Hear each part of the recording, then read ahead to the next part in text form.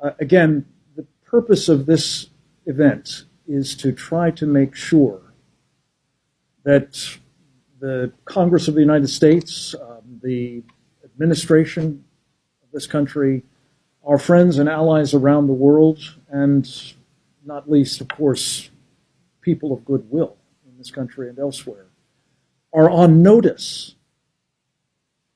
that Nigeria is at risk of disastrous collapse, that the forces that we've just been talking about are in the process of taking down a country that is the most populous in Africa, with horrific implications, not just for the immediate vicinity, the Lake Chad region as it's known,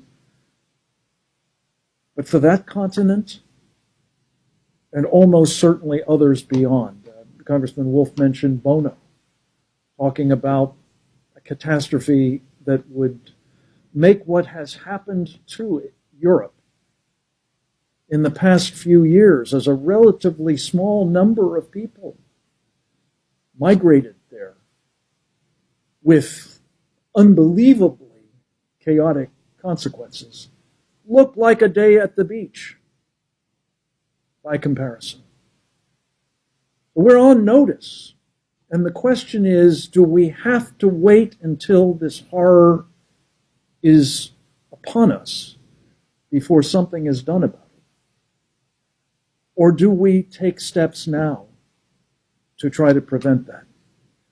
And I don't think any of us is saying that this is a panacea, but the appointment of the appropriate individual with the requisite authority. I just wanted to underscore what Congressman Wolf said about having the President of the United States essentially personally empowering Senator Danforth to lead the effort on behalf of our country to alleviate that situation.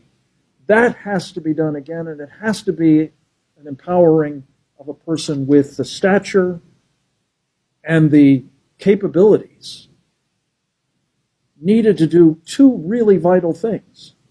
One is to pull together the government agencies that have responsibility for pieces of a problem like Nigeria. The Defense Department, as well as, of course, the State Department, USAID, the UN mission of the United States, the National Security Council, and others, to come together with a common, appropriate, and much needed policy approach. And then secondly, at least as importantly, to be able authoritatively to represent what that approach is to the government of Nigeria. So they know who they're dealing with. They know that this is, in fact, the policy, and they can't go, looking for people who will provide some sort of alternative that might not require as much of them. So it's those two vitally important things that have to be done. And on behalf of, again, the Save the Persecuted Christians Coalition and team, I just want to say I think this is a moment of truth, a moment when we will find a difference being made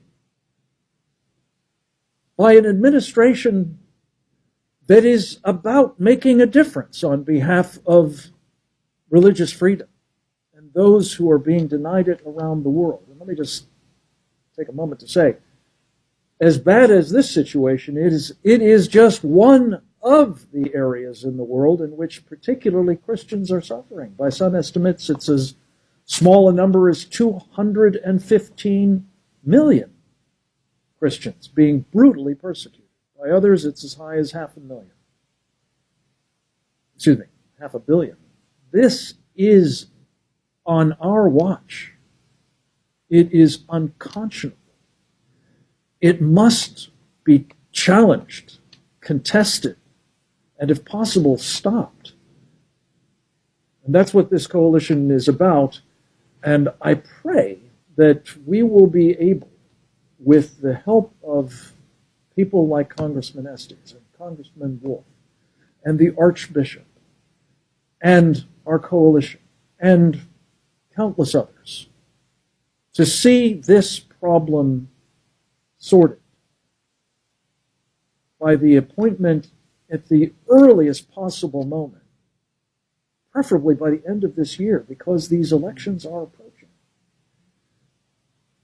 of an individual with the requisite authority of the President of the United States and the assignment of making both the U.S. government policy coherent and clear and effective, and communicating that, again, authoritatively to the government of Nigeria, who in the end is ultimately responsible for preventing this catastrophe.